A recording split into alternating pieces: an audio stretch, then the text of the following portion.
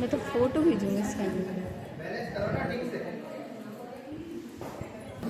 Video बना रही है आने हो गया बिल्कुल। इस पे मान के अंदर मैंने ये लगाया और इसको यहाँ से कैसे या समझ में आया। ये सेंटर ऑफ मास है, यानी इसका पॉइंट वो है बिल्कुल। देखो जहाँ से बैलेंस हो जाएगा, फिर चाहे जैसे आप ज्यादा हिलाते रहो बुलाते रहो, ज्यादा नहीं जाता, समझे। तो ये सेंटर ऑफ मास हो गया। अब इसके एक किनारे पे क्या हो गया वेट। अब अरशद भाई क्या करेंगे, अब इसको बैलेंस करेंगे। अब मुझे एक बात बताओ, कुछ डिफरेंस आया जहाँ बैलेंस होने के पॉइंट।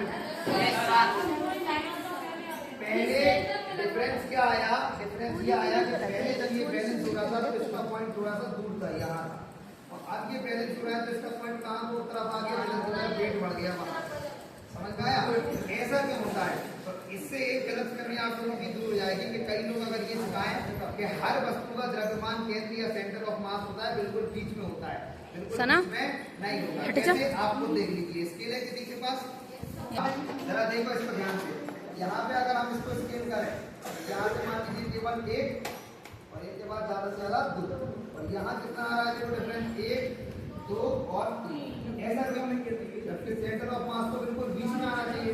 तो सेंटर ऑफ मास बीच से मतलब जहाँ से भी एक पॉइंट पे क्या हो जाए, बैलेंस हो जाए, उसे क्या कहते हैं, सेंटर ऑफ मास से हो गया। अब जैसे कि अगर आप ये लकड़ी प्लेन है, अगर इस प्लेन लकड़ी को अगर आप बैलेंस करोगे तो थोड़ा सा हो जाएगा, थोड़ा सा दूरी।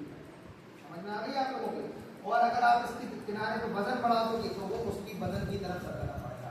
इसीलिए अगर आपको किसी चीज के किनारे पर ज्यादा चीजें भारी है और उसे उठाना है तो आप इधर से उठाओगे तो कैसी लगेगी, भारी।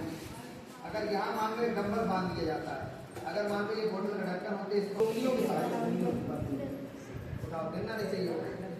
सुनो ओके, मुँह तोड़ दूंगा मैं तेरा। ओके, अब 1 मिनट छोड़ दो। अब यहाँ से इधर आओ। हाथ कांप रहा है, मजबूत का हाथ है, गया वो। उठा उसको। हाथ कांप रहा है, चल छोड़ो। अब यहाँ से पकड़ दो। अब कांप रहा है, अब कांप रहा है, ऐसे सीधे। अब कांप रहा है क्या, रीजन क्या है। रीजन ये है कि सेंटर ऑफ मास के पास से अगर यहाँ से अपन पकड़ते हैं तो यहाँ से हमें इतनी ज्यादा प्रॉब्लम नहीं। देखो मैंने भी कर लिया, इसमें अपना वेट नहीं लगेगा, हाथ भी नॉर्मल है।